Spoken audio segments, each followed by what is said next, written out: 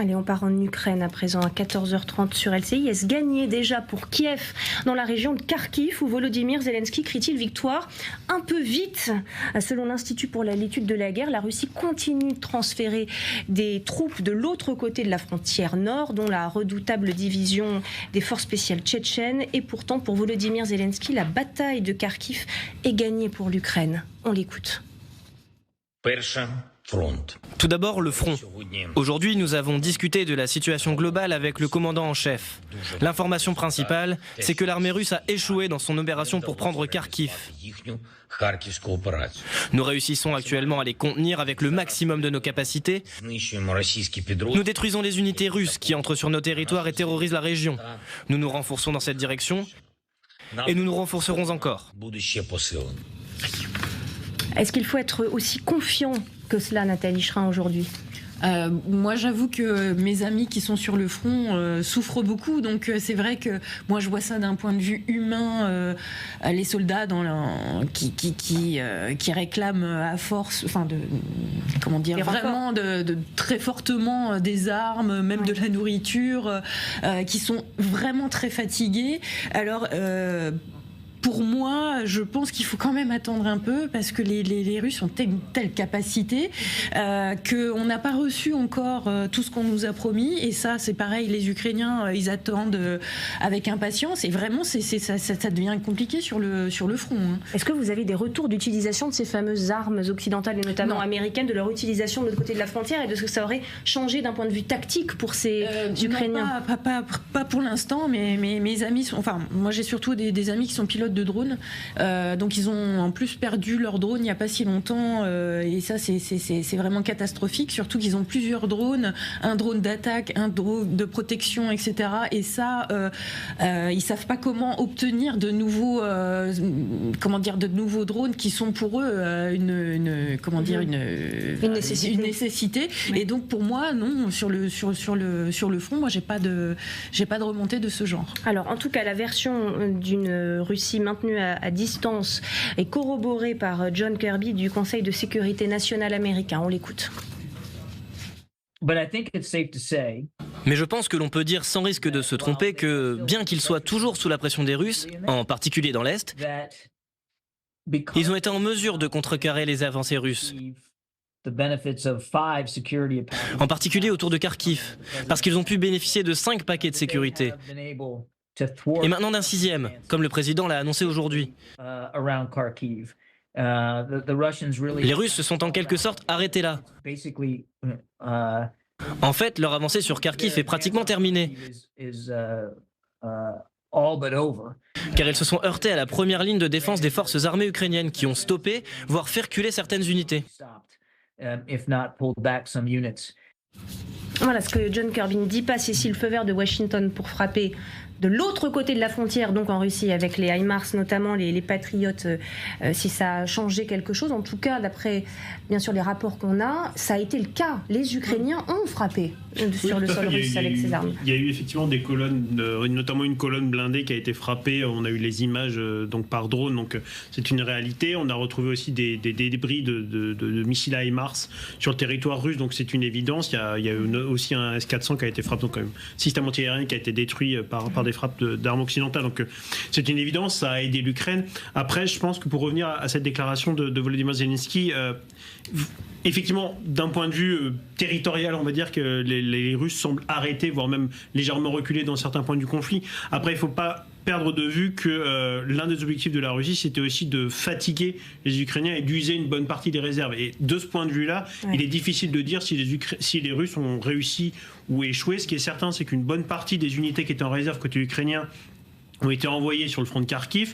Une partie des troupes qui étaient positionnées sur le front, notamment les meilleures unités, certaines unités d'élite, ont été aussi envoyées sur le front de Kharkiv. Et donc dans ce cadre-là, comme on ne connaît pas véritablement les pertes d'un côté et de l'autre, il est très dur de dire si finalement cet objectif russe n'a pas été au moins partiellement atteint. Oui, d'autant que les Russes n'ont pas finalement massé les troupes qu'on attendait, qui étaient prévues sur place. Ils n'ont pas tout mis, oui, c'est sûr que ça interroge, Marc Seymour. Kharkiv était quelque chose de très particulier, puisque les Russes pouvaient bombarder la ville et pousser parce qu'ils avaient...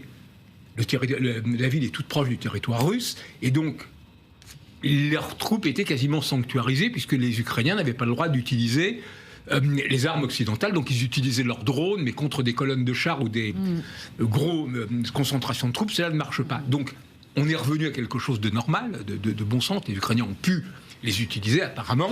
Ensuite, maintenant, tout le reste demeure. Mais ce qu'on voit malgré tout, c'est que la pression russe grignote, continue d'avancer, y compris plus au sud, dans Donetsk et tout, mais les Russes n'y arrivent pas. L'armée russe, malgré les moyens dont elle dispose, malgré des pertes immenses, continue à ne pas réellement pouvoir avancer. Et les Ukrainiens, en plus, ont l'avantage au sud et dans la mer Noire, ce qui fait qu'on est loin de la situation catastrophique que l'on peut parfois, dont on entend parfois parler. Mais la Russie a-t-elle pour autant renoncé à cet objectif ? On apprend dans l'Institut pour l'étude de la guerre, qui cite le centre de la résistance ukrainienne, que le commandant militaire russe est en train de redéployer des unités, notamment des opérateurs de drones, de la direction de Kherson vers la région de Kharkiv. On n'est pas certain, colonel, qu'il ne retente pas dans quelques temps avec de nouvelles troupes, puisqu'on apprend également que des troupes d'élite, puisque c'est le cas de ces unités tchétchènes, seraient déployées dans la région. Oui, mais je pense que il y a quand même une part de succès dans ce que les Russes ont fait à Kharkiv. Avec ce qu'ils ont mis au départ du coup, l'ambition n'a jamais été de prendre la ville de Kharkiv. C'est pas avec 30 000 hommes que vous prenez la ville de Kharkiv. En revanche, l'idée de mettre Kharkiv à portée des canons russes, ils sont actuellement à une vingtaine de kilomètres. Donc ils sont à portée de l'artillerie, on va dire, normale. L'idée de forcer à des mouvements de population, ce qui gêne tous les flux logistiques ou autres, elle est aussi là. Il y a quand même une partie de la population ukrainienne qui a quitté Kharkiv, ce qui gêne l'action du gouvernement ukrainien. L'idée de gêner les flux logistiques ukrainiens, ils ont dû se disperser. Vous avez des unités qui ont été retirées d'autres zones de la partie est du front pour aller là, et les Russes continuent à avancer dans le Donetsk, ils avancent. Ils continuent à avancer. Mais, oui, mais ils grignotent, c'est ce qu'on a tout le monde avance très peu, ils grignotent. Et tout le monde avance très peu depuis le début de la guerre. Parce que les données n'ont pas encore été changées. Et la problématique, c'est quand le taux d'usure ukrainien pour les Russes, la problématique, c'est quand le taux d'usure ukrainien sera tel que le système va s'effondrer à un endroit du front. Et la problématique des Ukrainiens, c'est comment les Occidentaux vont nous fournir suffisamment de moyens pour qu'on n'arrive pas à ce taux d'usure-là. C'est actuellement la gymnastique est en cours, mais ils n'en sont pas au taux d'usure qui fait que le front s'écroule. Et vous avez aussi donc l'obligation pour les Ukrainiens d'étirer leurs forces. Ça, c'est fait. Et personne ne parle de l'objectif réel des Russes. Si on dit que l'objectif réel des Russes c'était de prendre Kharkiv avec 30 000 hommes, je pense qu'on se trompe. D'objectifs réels. Voilà. Donc il y a quand même, les Russes sont quand même parvenus à faire des choses, mais le président Zelensky a raison dans les faits. Ils ont arrêté l'offensive russe, c'est-à-dire que les Russes, si on les avait laissés avancer, on aurait continué à avancer. Et il est dans son rôle de motiver sa population, et donc ce qu'il dit est factuel et tout à fait normal. Et alors motiver les soldats, motiver entre guillemets, c'est le travail de ces unités tchétchènes. On dit qu'elles servent à bloquer les soldats russes des unités régulières qui voudraient battre en retraite. Nathalie Schrin, c'est ce que dit le commandant d'un groupement qui combat dans la région. Ça correspond aussi à ce qu'on a déjà entendu. Oui, bien sûr, ça veut dire aussi que les Russes n'ont pas l'intention de plier bagage, notamment de cette ville de Vovchansk où les combats continuent. On est bien d'accord que l'objectif russe est de détruire l'Ukraine, l'intégralité, l'identité même de l'Ukraine. Si on bombarde des civils, c'est pas pour rien. C'est pour faire table rase des zones, de pouvoir bien annihiler le tout, récupérer les terres qui seront vidées de leur population, etc. Et c'est toujours le même objectif. Et ça continue. Et partout en Ukraine, il y a des coupures d'électricité, les bibliothèques, les musées, les centrales d'électricité, l'eau, tout ça est coupé pour saper la population, et ça n'a pas changé d'objectif. Ça ne changera pas d'objectif, et tant qu'on n'aura pas mis le paquet pour aider définitivement l'Ukraine à gagner, parce que là on leur donne juste un petit peu pour pas qu'ils soient envahis. C'est ça le problème. Les Ukrainiens, ils sont un petit peu remontés parce que on leur donne pas suffisamment. Alors donner un petit peu, c'est ce que va faire la France. Elle annonce l'envoi de Mirage 2005, sans doute en en fin d'année prochaine. On ignore le nombre de ces appareils puisque le président n'a pas voulu le communiquer. Ils seront tout de même importants, bien évidemment, puisque les Ukrainiens le disent depuis des années maintenant, on peut le dire, ils ont besoin de soutien aérien. Ce qu'on apprend en revanche dans la Tribune dimanche aujourd'hui, c'est que ces Mirage 2005 pourraient être adaptés pour tirer ces fameux missiles Scalp à longue portée qui ont déjà été fournis aux Ukrainiens. Ils pourront donc les tirer après une adaptation. Le président ukrainien aurait rencontré vendredi Dassault Aviation pour voir quelles modifications vont être apportées à ces avions défensifs à l'origine, colonel Darras, que les Mirage 2000. On en ignore le nombre. On dit qu'on ne pourrait pas en donner beaucoup plus de 6. Est-ce que ça servirait à quelque chose? Est-ce qu'il y a d'autres avions qu'on peut aller chercher ailleurs? On parle des Émirats arabes unis, de la Grèce, du Qatar. Alors, on fait feu de tout bois. Le problème qu'il y a, c'est que on va dire, sur la ligne d'opération stratégique de générer de la puissance au profit de l'Ukraine, clairement l'Occident a du mal. Oui. Voilà. Et donc on fait feu de tout bois. Donc 6, on va dire que c'est déjà quelque chose. Surtout s'ils peuvent tirer des missiles et s'ils volent dans des conditions de sécurité qui ne sont pas destructibles. Oui. Donc, on en a combien aujourd'hui en France encore? 26. Est-ce qu'on commence à mettre en danger, pardonnez-moi de poser la question, mais nos propres forces? À nous, les Français, avec ces dons, Scalp, maintenant Mirage. On est dans un dilemme qui est connu. Le plus bel exemple de ce dilemme, ce sont les Anglais en 1940. Les Anglais en 1940, les Français demandent à ce que les Anglais les renforcent avec leur Spitfire pour nous aider sur le front. Les Anglais estiment que la France est perdue et ils disent on garde nos Spitfire parce que nous sommes les prochains sur la liste. Et d'ailleurs, ils ont bien servi après.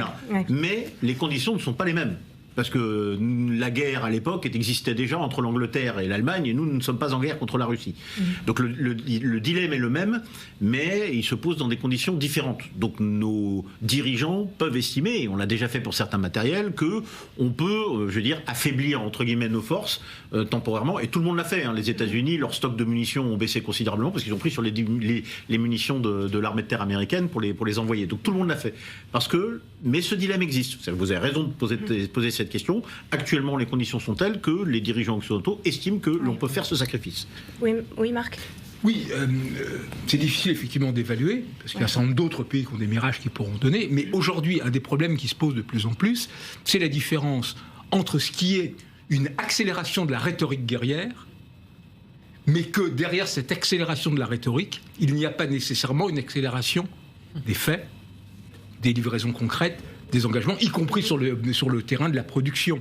Et cette espèce de ciseau est potentiellement quelque chose qui, à terme, risque d'entacher en partie la crédibilité d'un soutien des Occidentaux à l'Ukraine, qui est réel et qui a été reconfirmé, à raison, lors de ces cérémonies du 80e anniversaire du débarquement. Selon Volodymyr Zelensky, il lui faudrait 120 à 130 avions de combat si on additionne les F-16 promis, ces Mirages dont on ignore encore le nombre. Ulrich Bouna, est-ce qu'on peut quand même dire qu'on en sera de toute façon assez loin?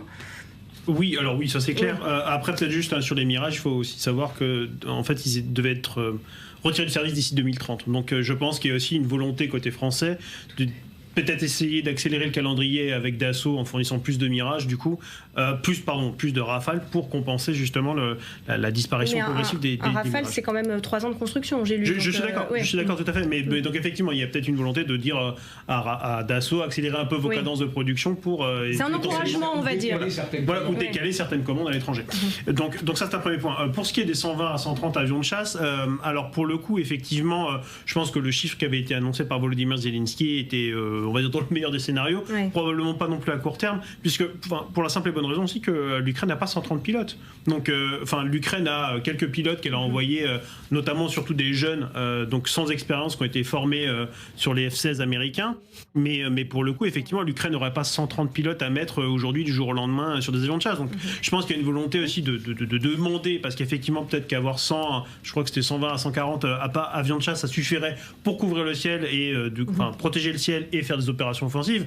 Après, il faut bien comprendre que on est sur une demande qui, à mon sens, s'étalerait sur plusieurs années, le temps au moins de former l'ensemble des pilotes nécessaires et plus la maintenance.